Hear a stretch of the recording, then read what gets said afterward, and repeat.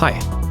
Today I want to talk about a topic that is not directly related to Go programming. It's actually my second take on this topic. I'll explain to you why in a minute. It's about AI and how, in my opinion, AI will impact programming. Now, why is it my second take? Well, I made a video yesterday, but then I watched the ChatGPT introduction that was yesterday. So when you see this video, it might have been a week ago or 2 weeks ago.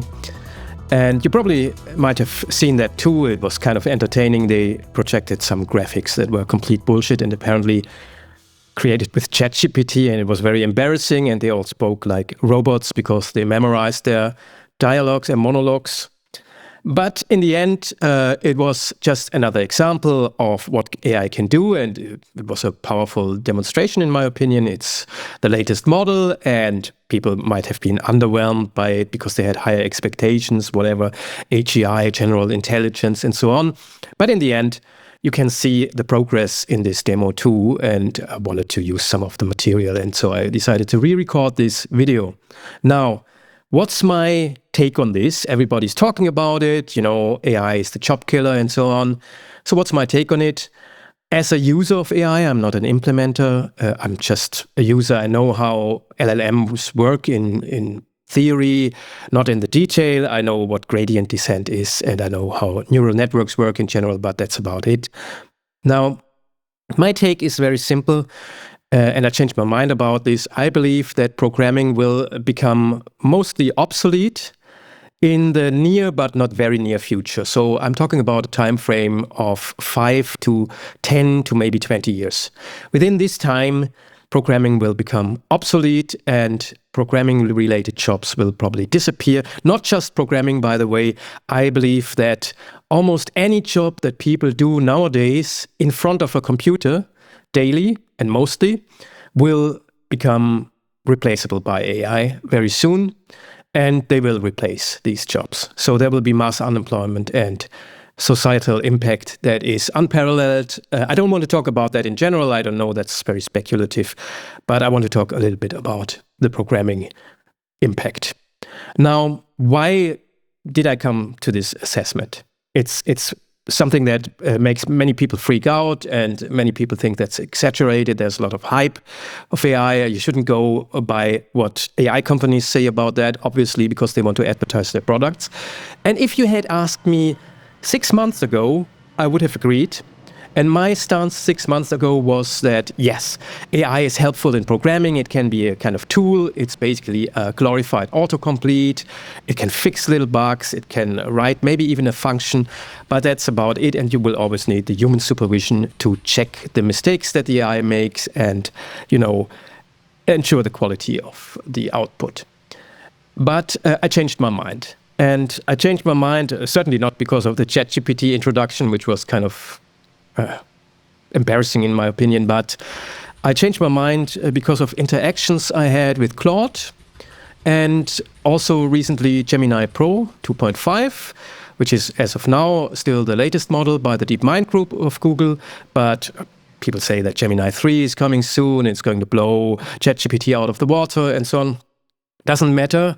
If you look at the progress of AI, you can see a steady progress, and I see no principal block for future development. At least I can see it. It's not there. And there are reasons why there shouldn't be any such block.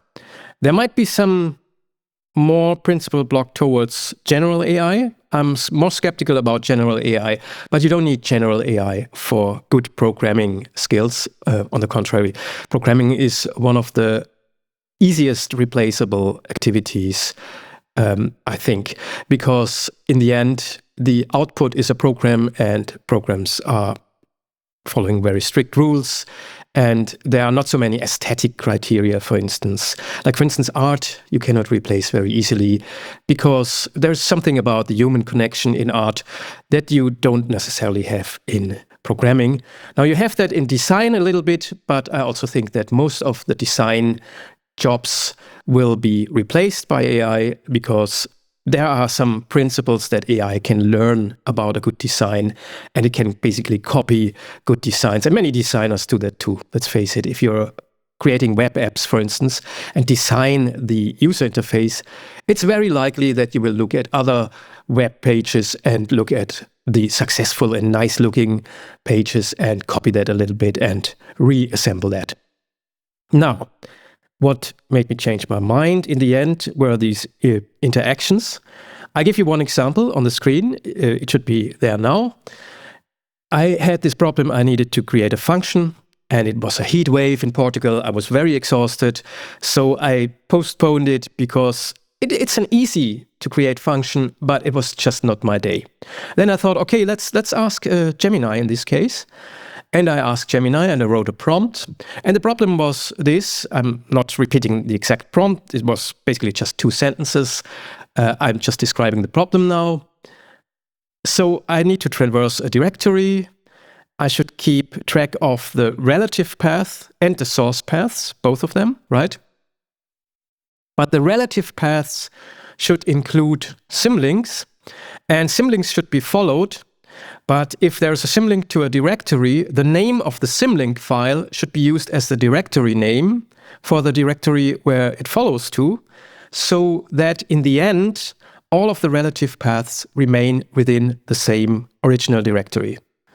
Right? So that's something that you cannot do directly in Go, because walkdir and related functions are not following symlinks. So you have to do the traversal yourself and read the symlinks and follow them.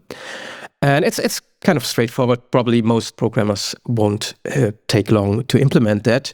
I just had a bad day. But the thing is that Gemini spat out the right solution, a working function, immediately after the first prompt. And there was nothing wrong with this function. You can see the function here on the screen. And maybe I missed some bug. It's possible, right? But at least at first sight and in the testing, there is no problem with the function, and it also takes care of possible symlink loops, which is important. It stores the paths visited in a map and checks whether you have already visited the path, and that's what every human programmer would also do. Now, this is an example of a simple function where the AI gives you the correct result immediately with one prompt. Now, in the ChatGPT demo, there were examples of creating whole apps, and they miraculously worked. Yes, they will sometimes work, sometimes they won't work, and AI models are getting better at making them work in the beginning. If you watch the demo, you have seen that there was some iterative progress already in it. It actually checked bugs and even ran the application, and when there was a bug, it checked the bug, identified the bug, searched for the bug, and eliminated the bug, which is quite astonishing already. It's quite the same as most programmers' activities, right? I mean, that's how I program. Maybe some people are better at writing bug-free code in the beginning, but it takes a few iterations for me usually to eliminate some bugs. Now, okay. So at least in the near future, we can expect AI to be able to create small apps. Now, most people say, okay, you can do that. So what? You will always need senior developers to check the output, to ensure the safety of this, and to make sure that the code is properly vetted, basically. Just as in companies, senior developers check the output of, junior developers when make code reviews, right? Well, I can't see any principal reason why this activity requires some human intervention, why this needs to be done by humans.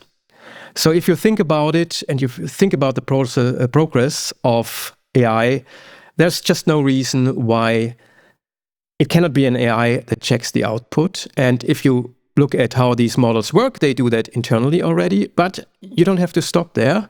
You can have, for instance, 3 AIs check the output of one generating AI and direct the output of one generating AI. And you can repeat that as much as you like. You can have a whole team of programmers check the output of one programmer, and all the programmers are virtual and are AIs in this case. So I don't think that in the long run, within the next 5 years maybe, the code that AI produces is going to be of a lower quality than the code that humans produce. On the contrary, at some point in the future, the code that AI produces will be less buggy and less error-prone than the code that any team of human programmers can produce. It's just a matter of time until AI reaches this point in programming. In other areas, it might be more difficult. I think, for instance, in law, understanding contracts and so on might be easy for AIs, but the error potential is so high and you don't have this iterative process of debugging necessarily, that it might be much harder to make this bug-free enough. But in programming, you can always check and test the program, and you can have extra AIs just for that purpose. And in the end, with this agentive, iterative process, it should be possible to eliminate almost all bugs and get some really high code quality. Also, this can be extrapolated further into larger projects. We've spent a great deal in programming to provide the tools in terms of programming languages and tooling to make programming modular, right? Almost every modern programming language has great support for modularization, packaging, and so on. And so, of course, AI can use that too, and AI already nowadays modularizes projects and can create the plans for modularization, can create the internal APIs and external APIs. So you can divide and conquer the programming job, and that means that larger projects should be as feasible as smaller projects as the power of AI increases. So it's only a matter of time until very large projects can also be created automatically by AI without any human intervention, and the results will have less bugs and less problems than what humans produce. And of course, it's also produced much faster, which allows humans to direct the AI much faster towards the final result. So if you have revisions in ordinary programming, it might take weeks until you get the next prototype. And with AI, it's going to be feasible that the human who directs the output makes drastic changes, and the result is there in 5 minutes. So in the end, that makes the programming job redundant. Okay, then people will say, yeah, but you still need programmers who understand how this works, and they will direct the AI. Yes, in a transitional phase, that's what's happening, and that's what's happening now already, right? But in the long run, this might also change, because if you think about it, if you can create an app on the fly, what's going to happen is that the operating system will offer an AI service, and the end user will direct the operating system to create an app on the fly to manipulate the data they have. So you have some data, you want it visualized in a certain way, you want it processed in a certain way, you will tell the operating system to do that.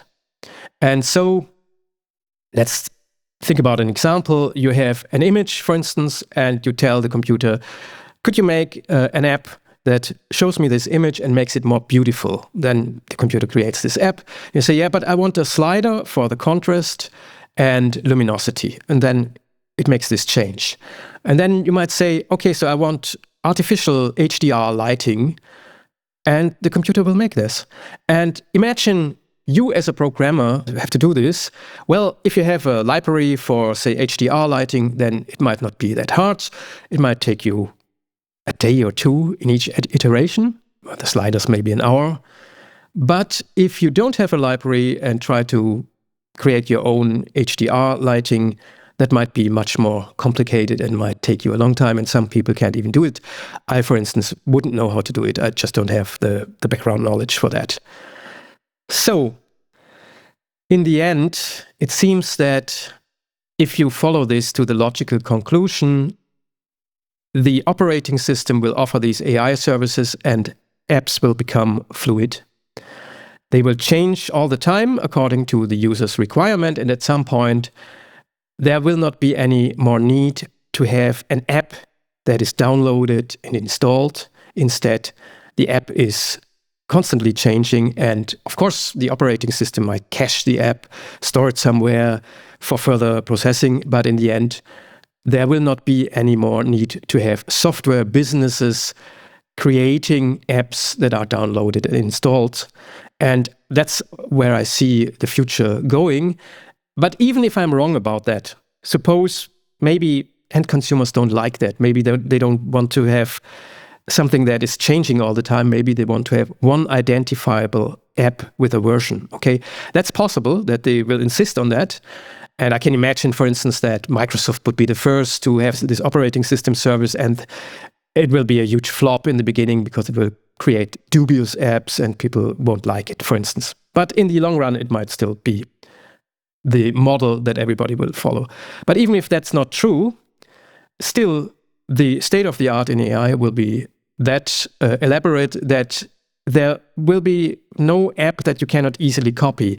And so if you have this AI, you can just tell the AI, look, here's this app, let's call it XYZ. Here's its web page. Please make me a similar app, a clone of this app with the same features, except for these and that changes. And the AI will be able to produce that. It will be able to read the web page, read the features, maybe even test the app we're talking about, download it and test it, and replicate it and create a perfect clone with the changes you wanted. Obviously, then selling applications is no longer a business. Now, that's the far off future, of course, let's say 10 to 20 years. But I think there's no principal reason why AI wouldn't go into this direction. And so application design and application development will become redundant. That's what I think, and that's my conclusion. Now, of course, there will be domains where human supervision is still needed and it's not left to the end user. For instance, in banking and in any kind of application where data integrity and data safety is paramount. So in these areas, you will still have engineers supervise the AI and check it. But it's probably not going to be, debugging that they are doing and vetting the code, maybe superficially. But in the end, AI is going to be much better at vetting the code and finding bugs than human supervisors. So I think the human supervision will be mostly for legal liability reasons, but not for development itself. And if you think about it, we have a similar situation in planes already. Now, as you certainly know, planes are easy to fly automatically. Autopilots are an old thing, and landing and starting used to be more difficult, right? But there's no doubt that nowadays landing and starting could also be automatized. It's much easier than self-driving cars, and it's definitely possible. So why are there human pilots on planes? Well, the reason is twofold, I think. First of all, they act as managers. They are basically connecting to the crew and connecting to the ground crew and, have human contacts and manage every aspect of the flight. So they are largely doing some management job. Most of that activity could be replaced by AI, by the way, but not perhaps the human contacts. Now, the second reason is that there needs to be a pilot for liability. You want to have a human pilot, I think. Obviously, airlines won't put it that way, but imagine there is a plane crash. Well, usually these plane crashes will be due to human error. And imagine the relief of a plane company when they hear that it was human error and not the autopilot. Because if it's the autopilot, they will be liable. But if it's human error, it's the human's fault. And you could blame the pilot. And I think that might sound a bit cynical, but I think that's one of the main reasons why human pilots are still in planes. So the same will, of course, happen in these safety-sensitive domains in computing. Of course, operating system kernels and banking systems will require human supervisions for legal liability reasons. But in the end, the development will probably also be done mostly by AI in the far future. Now, this brings me to the last part of my little talk here. Why am I still planning to do a software business, given all that? Well, okay, so my situation is simply that that's what I wanted to do, what I set out to do. I didn't expect AI to be become that powerful in the short time I've started this journey. But then again, I hope that there will still be a need for some kind of handcrafted software, similar to how there is a need for, say, handcrafted carpentry or bespoke hand-tailored suits. And my hope is that, at least in the transitional phase, until AI takes over completely, there will be plenty of customers who value that a human created the software, and there will be plenty of end users who might be fed up with the AI slop and the thousands of AI-generated crappy applications that will flood the market, and will look for quality where there is some kind of human vision behind, and maybe even the quirkiness of human invention that AI won't give you, because AI usually just produces the best solution, right? And that's not necessarily the most appealing solution. So that's my hope. I hope that I can make a little bit of money to survive in this transitional phase. But in the long run, I don't have high hopes. I think that software businesses will slowly fade away in the future. But until then, I'm of course also using AI tools as much as possible. I'm not using them now, but the plan is to maybe get a subscription and start using one of them, or maybe two of them, to get this competitive advantage, because, or at least not getting a competitive disadvantage, because there's going to be a huge flood of AI-generated content and AI-generated applications, until maybe the app stores block that even to some extent, because most of that will not going to be of a high quality, I suspect, at least in the beginning. But as I said, in the long run, it's very likely that AI will produce better programs than humans can produce. So that's a bit of a bleak take on it, but that's just the conclusion I came to based on my experiences. And I would be interested in hearing your opinion about it. If you disagree, well, I hope you're right. I hope that I'm wrong, to be honest. Please write in the comments what you think about that. And yeah, I hope I'm wrong, but as far as I can see, that's the direction this technology is going. And there's going to be lots of social disruption because of that. But we'll see. Maybe I'm wrong, and you can check and get back to this video in 10 years from now. So that's all for today. See you next time. Bye.